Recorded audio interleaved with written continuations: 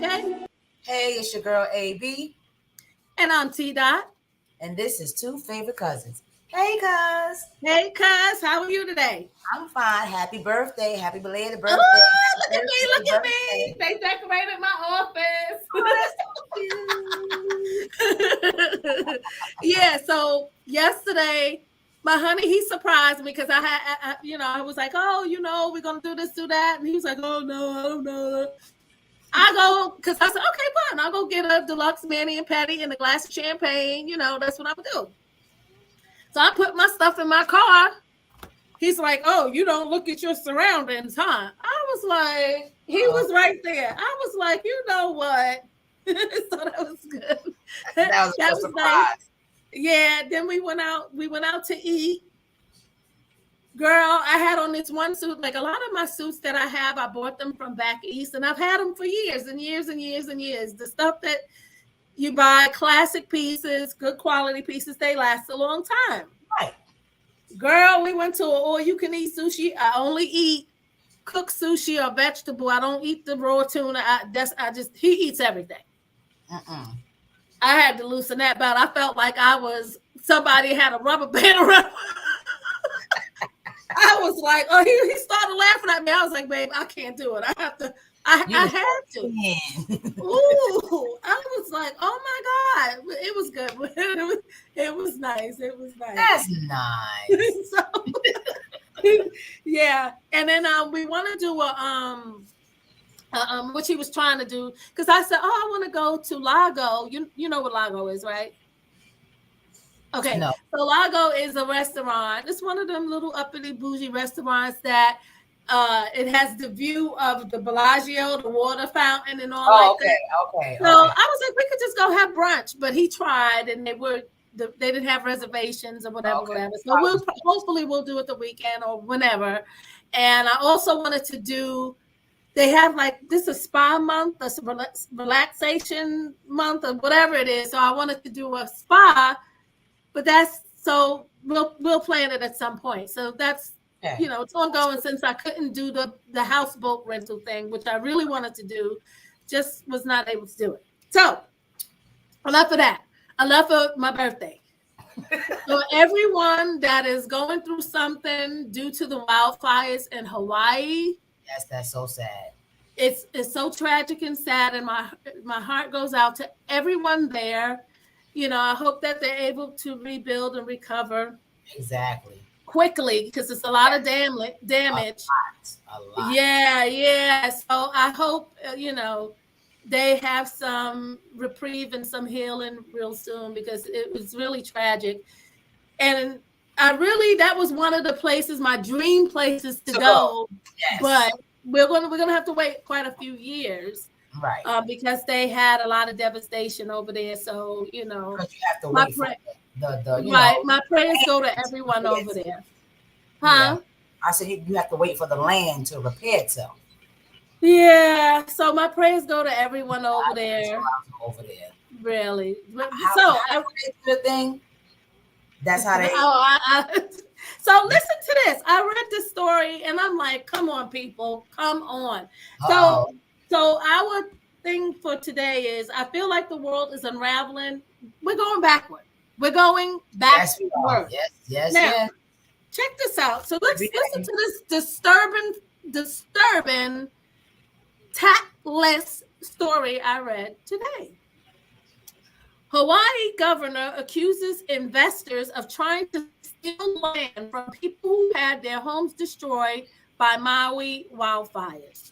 I heard the same thing, and that's the best way to get people out the way, because they're not going to sell. They're born and raised. They're not going nowhere. So what's the next best thing to do? Allegedly, but it's not. It's not.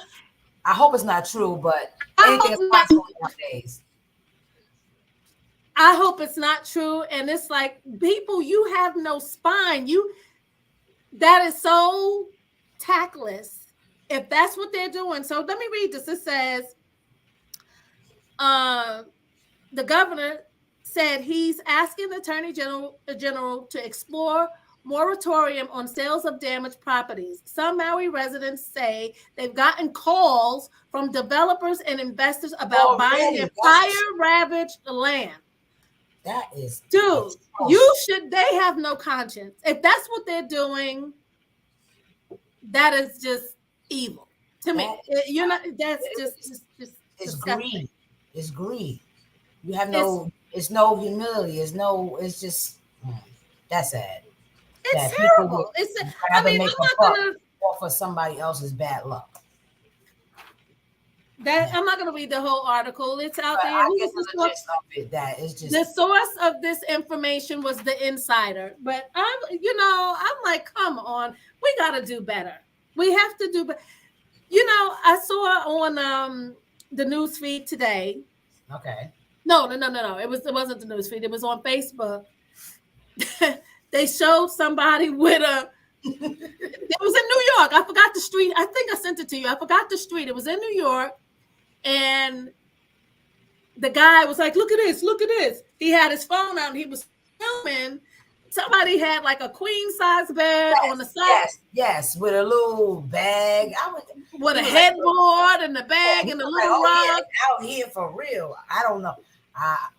Child. Okay, that's all cute now, but let's see what they talking about when that weather start to change and they get cold out there. Exactly. And you never know. It could start early because you know how New York is. Yeah. It can start late or it can start early. So don't get all comfortable. Well, usually hurricanes come in September. Like that's when you really feel the force of. But it ain't really cold. But by sometime October, November, it be cold. I remember that. Sometimes for the past couple of years, it's been warm enough, at least around Halloween, for you just to have on like a jean jacket, because sometimes we have gone to the parade and it's not cold at all. So it's just like, and then once November hit, then it's just like a 360. But it's too much. So there is homelessness in so many pockets of the world. But check this out. This source is from the LA Times. Somebody says, ship Alaska's homeless population off to California. Wait. Now, Say that again. Ship Alaska's homeless population off to California. So supposedly, now this was the article, like I said, from the LA Times. It says a man clutching a roll of toilet paper barreled toward Mayor Dave Bronson. I guess he's the mayor of Alaska. He pointed to the portable toilets the city had just installed at the sprawling homeless encampment the mayor was visiting. There were just 4 toilets for hundreds of people. They often overflow with feces.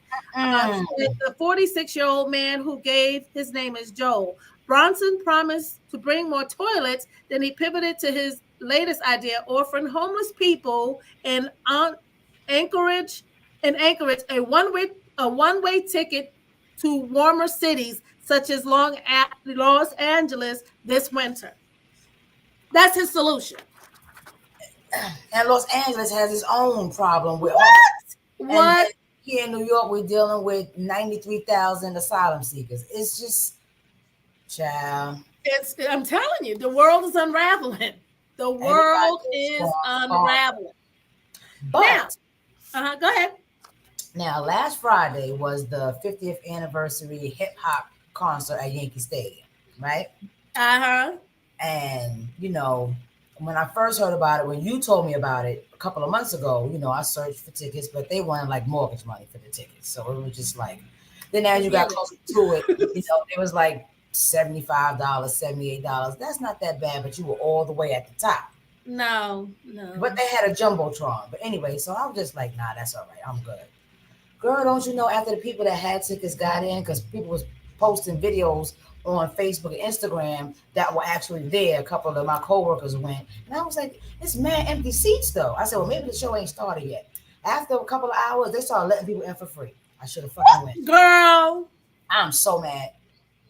Ooh, I would have been mad too. Sorry, I didn't mean to cut you off, but Yankee Stadium has some type of agreement with, you can go on YouTube. I guess they had an agreement with YouTube and they streamed the concert. So it's on YouTube, but the shit is 8 hours long. Oh no. So Beyonce is gonna be here the Lord. 26th and 7th. The 27th. Soon. She's gonna be here soon. The tickets. I like Beyonce, but for me personally, I would go see Mary J. Blige before I go see Beyonce. That's just my personal preference. I'm not knocking her. She's great. But that's just my. But her tickets are yeah, her tickets are reasonable, and they're not all the way in the nosebleed. But again, I would see Mary before I would see Beyonce, and I would see Usher. But his tickets are out of control. I heard his tickets are out of control as well. Who? I heard Usher's tickets are out of control as well. That's what his tickets are ridiculous. I'm not doing. It's like, people like, where do you think people got money to? It's like pay rent or buy a ticket to a concert. Like, no, I ain't doing it. He already a good performer, and both Beyonce is she gives a good show. She gives a good show. I saw some of it on Instagram with the girls on the poles and all that, and that's fine. But I don't have over $1,000 to no. They already rich, so they don't need my little bit of money to make them richer. They already rich, so sorry. I believe August 26th or August 29th or August something. Dave Chappelle is going to be at Madison Square Garden. Okay, are the tickets reasonable? They're not, I guess. But one thing he's doing at his performance is you have to check your phone, and I think that's a great idea, because you're not going to film this and then upload it somewhere before I do, because most of his stuff, once he does it, then he gives it to Netflix and they stream it, unless he did it for exclusively Netflix. And then October 13th, Cal Williams is going to be at the Barclays Center. I've seen him a few times. And there's a lot of places. Like if you go to live tapings to stuff, you have to check their phone. When me and my son went to do the live taping of Price is Right, you had to check your phone. Right. I didn't check my phone, but I left my phone in the car. Okay. But I was kind of irritated by that, because there was people that, because you're sitting there for hours before you even get to go in the studio. So you know what I mean? So you come relying on the waiting area. Well, no, it's a cool little area. They do photo ops, and then you eat and you buy stuff, but. Yeah, well, no, you buy the food. They ain't giving you nothing. You buy it. You buying it. Jesus, if you're sitting there for hours, I can't get a sandwich. Huh? I said I'm sitting there for hours. I can't get a sandwich. Yeah, you can buy it. You can buy a sandwich. All right. So this article I read was from the sources from the Associated Press. Now I'll read the article, not all of it, but just pretty much the headline. And then I'll tell you, not even a funny story, but check it out. Michigan mom is charged with buying guns for son who threatened top Democrats. What? Prosecutors say the mother of a 30-year-old Michigan man who is accused of making death threats against Democratic politicians is now charged with lying when she purchased firearms later found in her son's possession. So basically she faces up to 10 years in a federal prison if she is convicted. Oh, but there was something I really wanted to point out about this particular son. He had some sort of mental issue. Never mind. Let me be quiet. Okay, it says authorities say Michelle Burker knowingly lied when she bought 5 guns that were eventually given to another person, according to an indictment unsealed in federal court Tuesday and first reported by the Detroit News. While the indictment dated August 2nd does not name who Burker gave the firearms to, her son was arrested with 4 of the same firearms in March. Her son was involuntarily committed for mental health care in 2012 and declared incapacitated, which bars him from possessing guns or ammunition, the FBI said. Yeah, lock up. Yeah. So over the weekend that just passed, I had went to a Sportsman Warehouse. It's like Bass Pro, and they sell all kind of stuff, hunting stuff, blah blah blah. And there was this guy in there. His son, I would say he probably wasn't older than 12. Okay. And he was in there to buy him a rifle. They do that. I know that. They And do I that. can't really say, okay, I can't say a parent is wrong for teaching their child how to protect themselves, right? Right. But if you know they have mental issues and they're unstable, that's where the issue comes. Right. Because a lot of people, especially in the South, you know, they start teaching their kids hunting and stuff at 6, 7, Early, 8 years early. old. So, Mm-hmm. you know, but now there was a guy, I don't know if I don't know his handle on Instagram, but it was a black father that Mm-hmm. had 2 daughters and a son. I would say nobody was over the age of 11. And Mm-hmm. he was doing the same thing that other people do, teaching his children how to protect themselves to the point where they knew how to take the gun apart, put it back together, Okay. stuff like that. Don't you know somebody in cyber world called Child Protective Services on him? See, when other people do it, it's fine. When another set of people do it, it's child endangerment. But I believe his kids know, and they were doing it blindfolded. I'm gonna I try hear to. that. I'm gonna try to remember his handle, see if I got something on my phone from a video back. But it's crazy. So according to like the story you just talked about, if you knew he was diagnosed with a mental She shouldn't have been problem doing it. and Yeah. he wasn't allowed to buy it himself, what gives you the right and what makes you think it's okay and legal to buy it for him? Well, to me, it's like, what's your rationale? You know, he was deemed incapacitated mentally, had mental. What was your rationale at that point to be like, oh, let me go buy 5 guns and give? There is no Makes no rationale. sense to me. That's the whole problem. There is no rationale. Thank you.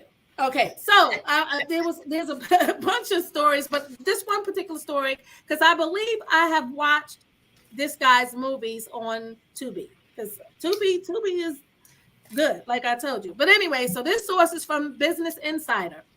Okay. No, I'm sorry, I'm looking at the wrong thing. I'll take that back. This source is from Black Enterprise. That's Okay. what it's. I follow them. So you do? Okay. So it says, meet the formerly incarcerated filmmaker who is now on his 9th film for Amazon Prime and Tubi. Okay. That's why I was like, I have to mention the story. So I hope I don't butcher his name, but his name is Quindy Reed. Is an African-American independent filmmaker and also the founder of Cheddar Boy Films. And I know I've seen a few of his films on Tubi. I've heard that name. Based in Detroit, Michigan, he has already released 9 different films that can be seen on Amazon Prime and Tubi. A huge accomplishment for anyone, but especially for a person that has been formerly incarcerated. Quindy, who describes himself as a resilient and positive Black man, is a beacon of hope and transformation. Having faced the challenges of the criminal justice system due to selling marijuana, his life took a remarkable turn as he embraced filmmaking to empower his community and provide aspiring actors a chance to pursue their dreams. Mm-hmm. Some of his impactful movies. I saw this recently. I knew it. Okay, so check it out. Uh-oh. Some of his impactful movies include One More Flip. I just watched this over the weekend. Cheddar Boys, 5 Minutes, and Off the Porch. Didn't see those, but I did see One More Flip, which was pretty good. His personal experiences during his time in prison profoundly impacted his perspective on life. Upon regaining his freedom, he recognized a profound calling to affect positive change and create opportunities for others facing similar challenges. Embracing his passion for filmmaking, Quindy founded Cheddar Boy Films, a platform dedicated to telling authentic stories that shed light on the realities of the inner city, inspiring residents to rise above adversity. It's a whole long article, but I thought it was just so dope. And if the movie, like I said, I saw One More Flip. It was on Tubi, and it was. Now you got a couple of more to see. Yeah, it was pretty good. So that's good. And I like it. I have noticed on Instagram and on Facebook, there's a lot of African American men joining forces and creating companies that will hire people with records. So there is work out there. It is, and I saw something. What kind of felony, but there is work out there. Just because it is, and I should have printed it and read it, but I saw Judge Mathis. He was talking to some guy that had right. I'm gonna research it again or find it. Well, look what I sent you, and then I'll, So if something was dismissed, you can get that off the record. You can go to the police station and have them take your fingerprints out the system. But that's only if something was dismissed. Right. And you wasn't convicted. But he even said even if you was incarcerated after a certain amount of times, you can get it dismissed. Mm-hmm. So yeah, there's what the hell? There's hope out there. I don't know what happened on my screen. There's hope out there. But I have some more specific questions. I'll save those other articles for another time. But okay. So I thought I was pretty hip. You know what I'm saying? I thought, I was pretty hip and knowledgeable and all like that. But nobody knows everything, right? You know what I mean? However, I was watching this podcast and they was talking about pegging. Who? Pegging. Now, I didn't know what the hell they were talking about. I didn't know what woman's name, Peggy or pegging? Pegging. So Peggy with a G-I-N-G at the end. Pegging. Okay. I didn't know what the hell it was. So I Googled it and I found out what it was. Do you know what pegging is? No. What is pegging? So pegging is when a heterosexual male. Oh God. No, we ain't not doing no transgender anything today. But it's a heterosexual male that allows his woman to put on a strap on and penetrate him anally. Okay, I've heard that before. Wait, you heard of that before? Yeah. I've seen it, but I didn't know it had a name. I've seen it before, but I didn't know it had a name either. And this is just my personal opinion. I like this one out, but okay. You are a heterosexual male that has a female partner, and you allow her to put on a strap on and penetrate you through the back door. Right. How can you not say that you are not at least at minimum bi? Because it makes no sense to me. Ask your honey what he, not on the camera, but ask him later what he thinks about it. I already know the answer to that. I know the answer to yours. Ain't nobody doing that. So if you do that, then it doesn't necessarily make you gay, but if you enjoy that from your woman with an artificial one, then who's to say you don't like a real one? So just say you bi. What the fuck is the problem? You can be bi. Okay, yeah. I guess or like the guy I follow on Darren Fleet that I follow on Instagram. Either you gay, straight, or undecided. I love it. Yeah, well, okay. Yeah, I don't understand that one. And as a woman to know that my man would like it's just too much. It's over my head. I can't comment. It's over my head too. Yeah, right. I just learned about what that was. Enjoy doing behind closed doors in their own bedroom, whether they're man, ain't nobody to judge, or undecided. As long as you're not hurting nobody, may the force be with you. All right, I got some questions for you. Uh-oh. Nothing crazy. Nothing crazy this time. We'll do something crazy another time, but nothing crazy. So I got a question. What year, and everyone watching, you can chime in, you can put it in the comments, subscribe. Yeah, see if you remember. But anyway, what year was the blackout in New York City? Do not Google it. From my knowledge, 1977. What? Check you out. It was. I was 5 years old. Okay. What were you doing? Where were you? What were you doing? Well, I was 5. I mean, I don't know what I was doing, but I remember it was no lights and it had nothing to do with not paying the light bill. Okay, so I was a little older, but I was in Pennsylvania. I was in camp. Ooh. I was at camp. So I didn't, I didn't experience it because I wasn't there. Yeah. But do you remember? Now this is more specific to our family. Right. I want to say it's the same year. I want to say it's the same year that Uncle Philip passed away. I believe so. Because I remember the picture of me and my sister had on those blue sailor dresses with the red bow at his funeral. You froze, cuz. Oh. Okay, there you go. You and your sister what? When me and my sister had on those blue and white sailor dresses with the red I remember that picture. And that was at his funeral. I remember that. I wasn't there because I was away at camp. Exactly. I remember that. No, yeah. I wasn't there. I was away at camp. No, was I? I don't remember that part. Anyway. What year was Hurricane Katrina? 2005. You were born, girl. You are right. Well, what were you doing? Most likely in my house or at work or something. Okay, that's when Kanye was like, President Bush doesn't like black people. I remember that. When he was standing next to Michael, what's his name? The guy that played whatever. Anyway, go ahead.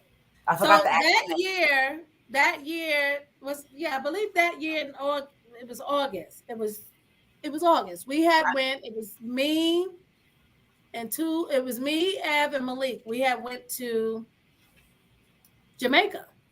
Oh. That's the first time we went. I believe no. Was it then? It was the year before. I'm sorry. It wasn't 2005. It was the year before. Okay. Yeah. And we wanted to go to New Orleans, but after that happened, I was like, and I didn't like the images I saw. I was like, I don't want to. That was team too much. It was too much. I didn't want to go after that. And I still don't want to go. Anyway, what year was Hurricane Sandy? 2012. Girl, what you got, an encyclopedia? What you looking on? Because I remember I had bought my Lady Gaga outfit and we was going to go to the parade. Oh, okay. And that happened. So where were you? So you were I was home. Yes, in Bronx. Guess where I was at?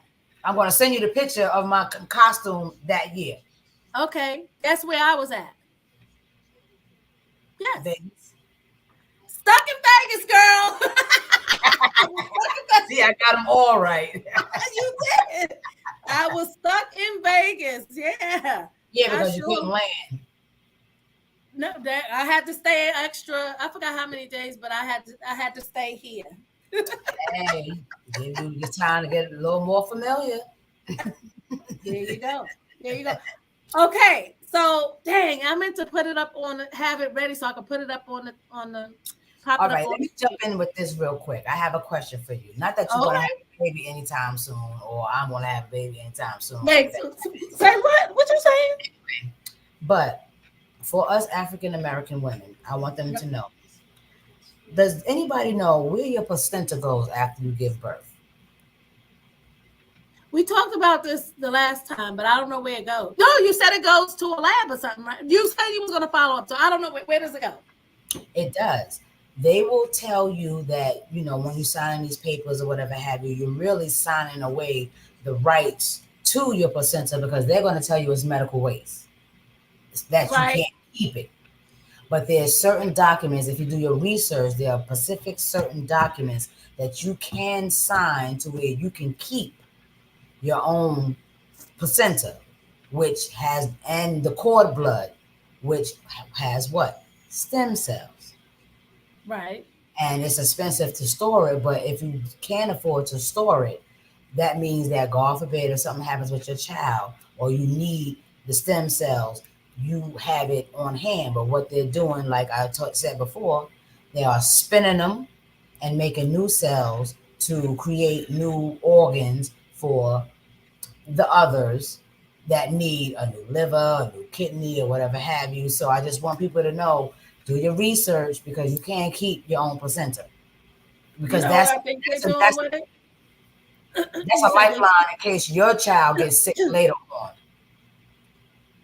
You know what I think? You know what I think they doing with it? I think they spending it and making chicken. You know what? I'm kidding. I'm kidding. I'm kidding. It's your girl, T Dot. And this your girl AB, and this is Two Favorite Cousins. And don't forget to get your Las Vegas Funtivity book guys. www.lasvegasfuntivity.com and on Amazon. And subscribe, like, comment, and we'll see you next week. Mwah. Episode 14. We see you guys next week. Holla. Love you guys. Love you guys.